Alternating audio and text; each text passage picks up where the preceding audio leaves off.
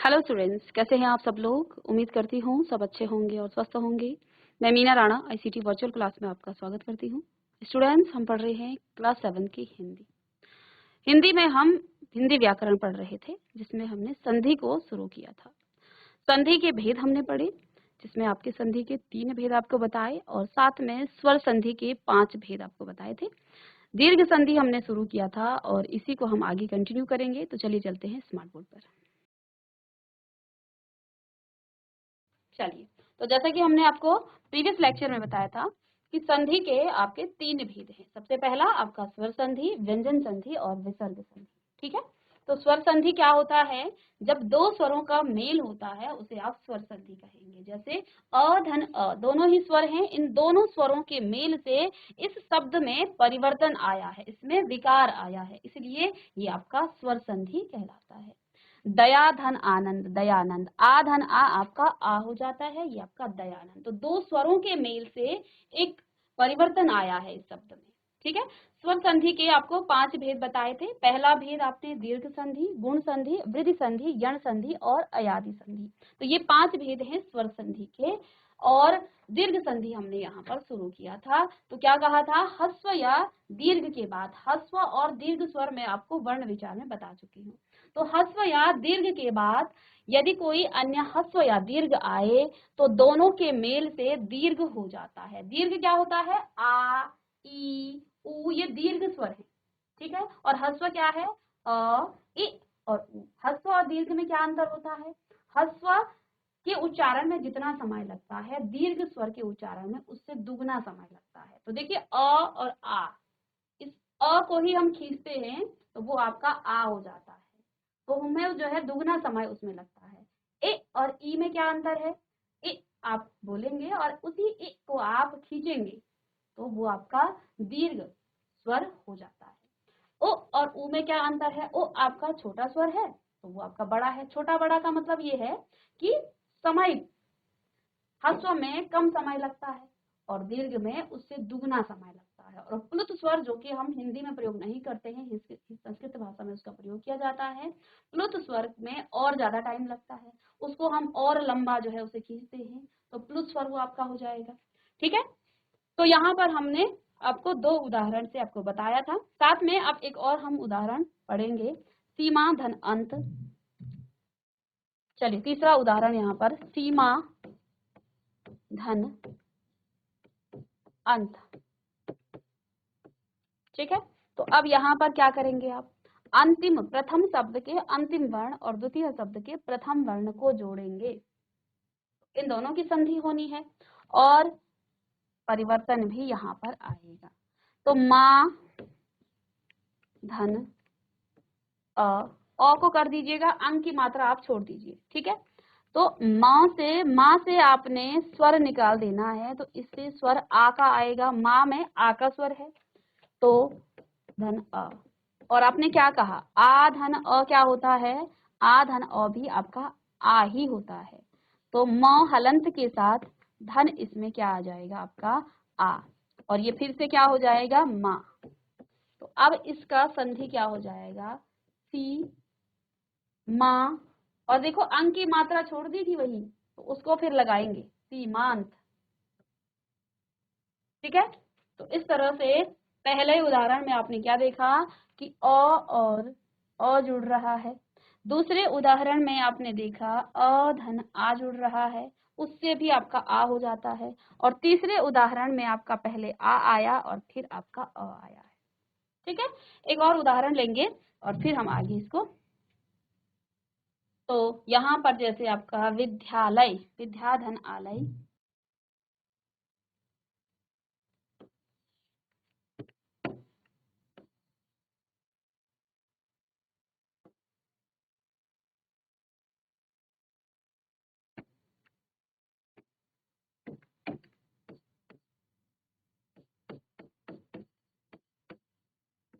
विद्या धन आलय। ठीक है, तो फिर से संधि करनी है आपको, विद्या आ और आ। तो यहाँ पर या और आ को जोड़ेंगे आप, लेकिन क्योंकि हम दीर्घ संधि पढ़ रहे हैं तो हमें स्वर जोड़ने हैं। तो इस या से आपने स्वर निकालना है, तो य आपका इस तरह से, जब इससे हम सेपरेट करेंगे स्वर को, तो यहाँ पर य स्वर रहित धन आ, और धन आप तो था ही, तो यहाँ पर अपने आ धन आ क्या हो जाता है, ये फिर से सॉरी यहाँ पर आ करेंगे, ओके, फिर से आ हो जाएगा। तो यहाँ पर य हलंत के साथ यानी कि स्वर रहित धन आ, ये हो जाएगा आपका या, यानी कि इतने से जगह पर आपका आ जाएगा या। ठीक है, रटना बिल्कुल भी नहीं है। तो अब आपके पास आ जाएगा विद्यालय, विद्यालय। ओके, चलिए नोट करें। तो इस तरह से आपने ये जो पहला नियम था कि अ और आ के बाद यदि अ या आ आए तो वो आपका आ हो जाता है। अब दूसरा नियम देखिए,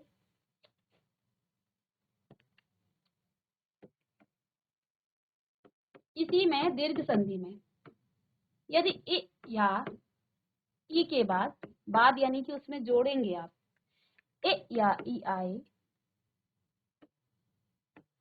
तो वो आपका बड़ी ई, यानी कि यहाँ हमने दीर्घ स्वर की बात की है, दीर्घ स्वर ही वो हो जाता है। ठीक है, तो ये आपका बड़ी ई हो जाता है। अब इसी बात को यदि आप डिटेल में लिखें तो क्या लिखेंगे, पहले इसे हम बॉक्स में बंद कर देंगे इस तरह। तो इसे आप क्या लिख सकते हैं, यानी कि ए और ए आने पर आपका ई हो जाता है।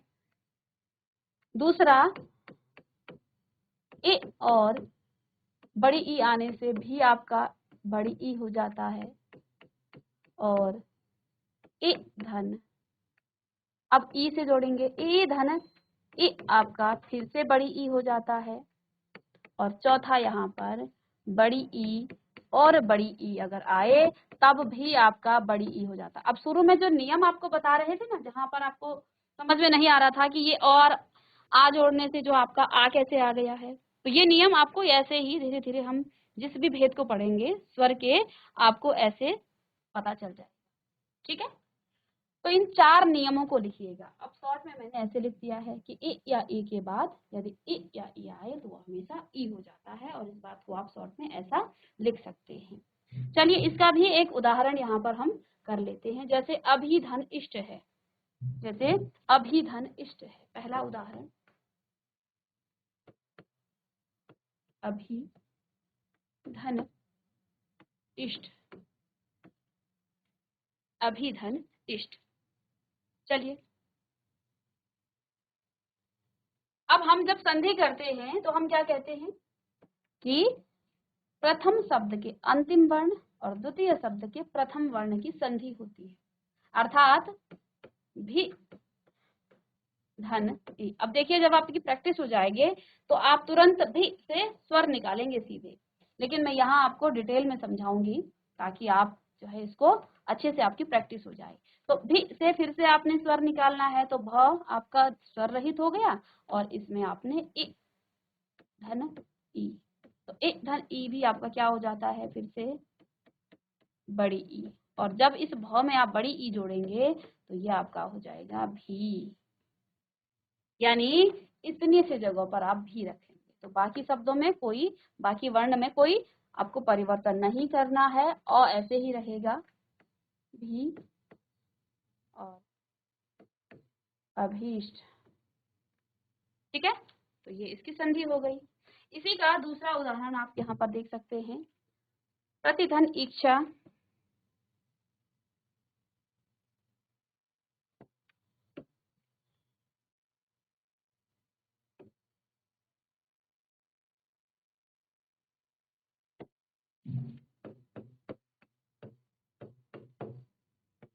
प्रतिधन इच्छा। ठीक है, प्रतिधन इच्छा। तो देखिए अंतिम वर्ण प्रथम वर्ण, प्रति का ति, धन ई, इस ति से स्वर निकालेंगे तो इ धन ई। ठीक है, और इन दोनों को जोड़ने से आपके पास पुनः ई आ जाता है। ठीक है, अब चलिए क्या हो जाएगा, ये जोड़ेंगे। अब इस त में भी जब आप बड़ी ई की मात्रा जोड़ेंगे, ये स्वर रहित है तो ये आपका ती हो जाएगा। तो इन दोनों के जोड़ने से यहाँ पर आपका बड़ी ती, बड़ी त में बड़ी ई की मात्रा ती आ जाएगा। तो अब इसकी संधि हो जाएगा प्रतीक्षा। तो यहाँ पर आपने ए और ई को जोड़ा, यहाँ पर आपने ए और ई को जोड़ा, बड़ी ई। ठीक है, अब थर्ड यहाँ पर एक और उदाहरण, क्योंकि हर को हमने यहाँ पर लेना है। इसका उदाहरण आपने पढ़ लिया, इसका उदाहरण आपने पढ़ लिया है। चलिए अब नेक्स्ट है आपका नारी धन ईश्वर। नारी धन ईश्वर, चलिए इसकी संधि करिएगा। नारी धन ईश्वर की संधि करनी है।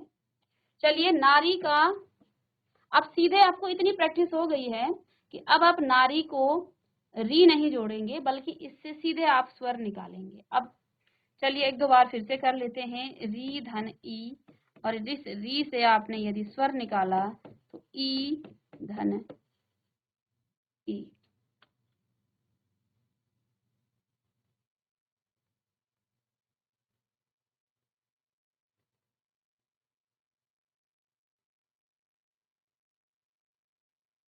ठीक है, और दोनों ई जुड़ करके फिर से एक ई री बनाएंगे, ई बनाएंगे के नीचे हलंत है और ई, और इन दोनों से मिलकर आपका ये बन जाएगा।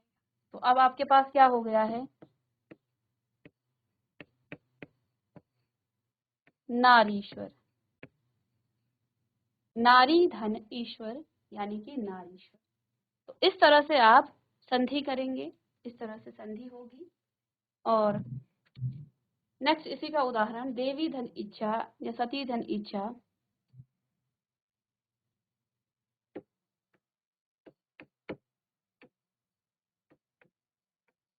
देवी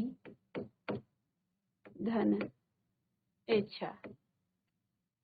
अब आप इतना आपने डिटेल में कर दिया, सीधे सीधे यहाँ पर बड़ी ई की मात्रा है। ठीक है, और इसमें छोटी ई है। अब हम इस तरह से ना तोड़ करके ऐसा लिख सकते हैं, इतनी हमने प्रैक्टिस कर ली है। तो देखिए इन दोनों के मेल से क्या हो जाता है, इन दोनों के मेल से पुनः ई हो जाता है, यानी अब इस फिर से इसमें ई की मात्रा जोड़नी है इस फॉर्म में। तो अब यहाँ पर हो जाएगा आपका देवीक्षा।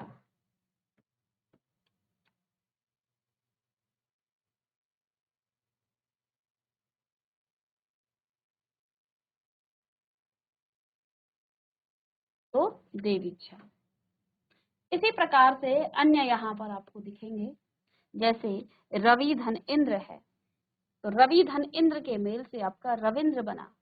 अब कैसे बना, रवि में आपकी छोटी ई है और यहाँ पर भी आपका छोटी ई है, ए धन ई आपका बड़ी ई बना। पहचान भी इसी प्रकार से होती है दीर्घ संधि की।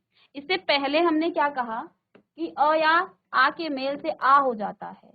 तो आपको देखिए बीच में आपको मता, बीच के वर्ण में आपको आ की मात्रा दिखेगी। गजा, सीमा, आ का, श्रद्धा, आ का स्वर आ रहा है। ठीक है, परमार्थ, तो देख के भी आप पहचान सकते हैं कि यहाँ पर कुछ संधि हुई होगी और यहाँ मात्रा आई है आ की, यहाँ पर दीर्घ स्वर आया है। इट मीन्स ये आपका क्या है, दीर्घ स्वर है, दीर्घ संधि है। पर्वता, सेवार, तो वाह आ दीर्घ स्वर आया है। विद्या, तो इनको देख कर भी आप पहचान सकते हैं। अनुसार, मतानुसार, गजा, सीमांत, श्रद्धा, ये आप पढ़ चुके हैं। चलिए अब हम यहाँ पर पढ़ रहे थे, जैसे ई में भी यही होता है, रवि धन इंद्र, ए धन ई, ए आपका बड़ी ई हो जाएगा। फिर ऐसे ही इसमें छोटी ई की मात्रा है, ये बड़ी ई है, तो ये फिर से ई हो जाएगा। और देखते ही आप यहाँ पर पहचान जाएंगे ये आपका दीर्घ स्वर है। ठीक है, तो इन उदाहरणों को भी आप लिख सकते हैं यहाँ से। तो यहाँ रविंद्र, मुनीश्वर, योगी बड़ी ई की मात्रा, सतीच्छा बड़ी ई की मात्रा, अभीष्ट बड़ी ई, ती, री, सब में बड़ी ई की मात्रा है। अब इसको शब्दों को पहचान करके आप संधि भी बता सकते हैं। ठीक है, यदि आपको नियम पता है तो आप शब्दों को देख करके आप संधि बता सकते हैं कि इस शब्द में कौन सी संधि है। चलिएगा इसे नोट डाउन करें और फिर बढ़ते हैं आगे।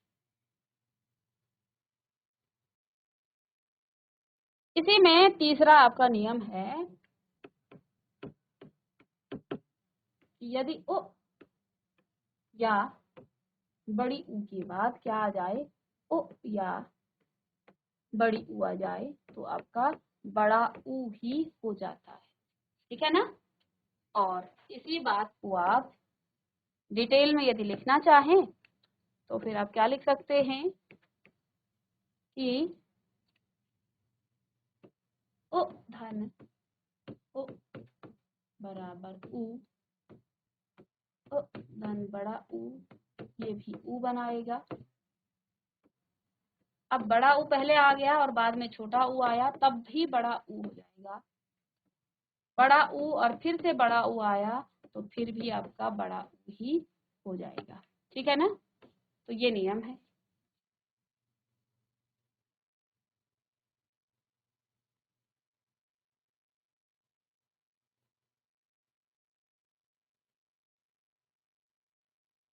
चलिए, विधु धन उदय।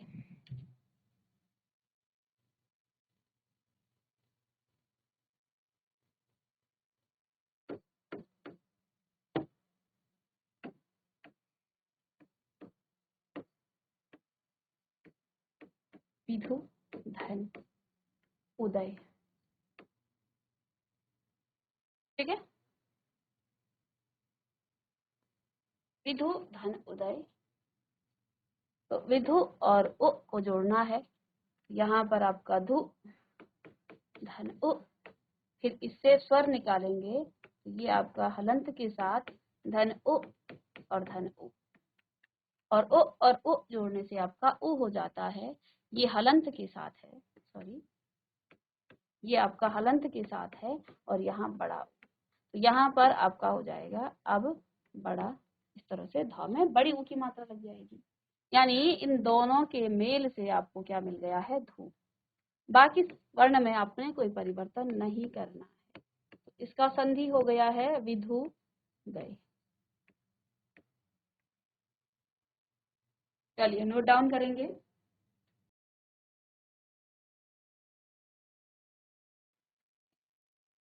चलिए इसी का एक और उदाहरण लेते हैं, मधु धन ऊष्मा।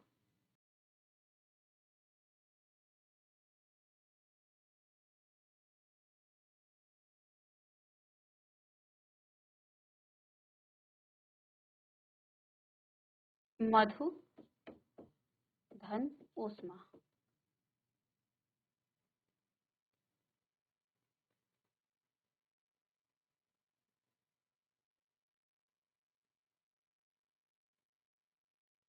चलिए छोटी ई की मात्रा है यहाँ पर, मधु धन ऊष्मा। अब इन दोनों का संधि करना है।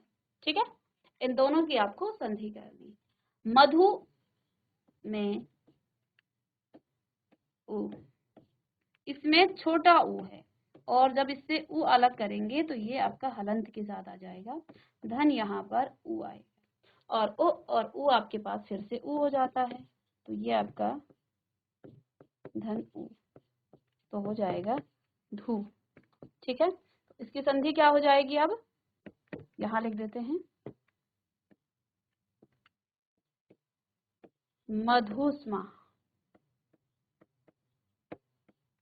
ठीक है, अब आगे आप समझ गए हैं तो आगे हम यहाँ से ही इसको समझ लेंगे। वधु धन ऊर्जा, धू यानी कि ऊ और ऊ फिर से ऊ बन जाएगा। वधु धन उत्सव, ऊ और उ फिर से ऊ बन जाएगा। ठीक है, ऐसे ही अनु धन उदित, उ और उ फिर से ऊ, लघु उ और ऊ फिर से ऊ, भू धन ऊष्मा भूष्मा, ऐसे ही भू धन उत्सर्ग, तो भूत्सर्ग। तो इन सभी को आप लिखें और जिस तरह से हमने डिटेल में जो है अंतिम वर्ण और प्रथम वर्ण को जोड़ा और फिर उससे स्वर को अलग निकाला और फिर से उसको जो है उसकी संधि करी, तो ऐसे ही आप भी इसे लिखेंगे। तो ये आपका इस तरह से आपका दीर्घ संधि कंप्लीट हुआ। चलिएगा इसको आप नोट डाउन करें।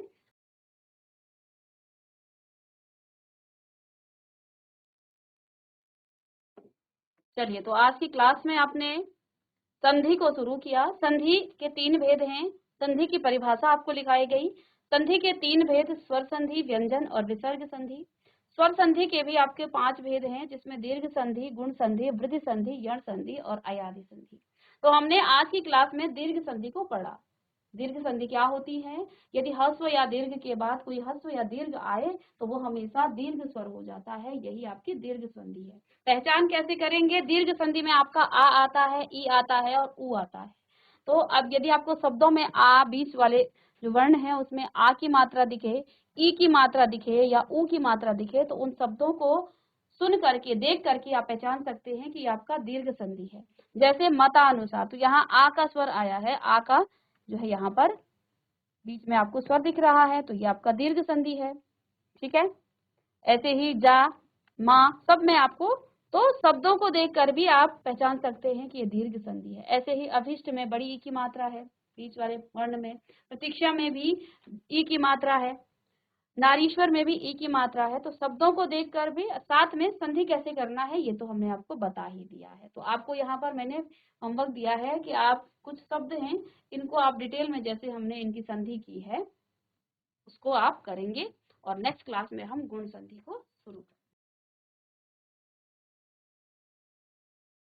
तो स्टूडेंट्स, आज की क्लास में हमने संधि और स्वर संधि का पहला भेद दीर्घ संधि पढ़ लिया है। नेक्स्ट क्लास में आगे इसको कंटिन्यू करेंगे। तो मिलते हैं नेक्स्ट लेक्चर में, तब तक के लिए थैंक यू।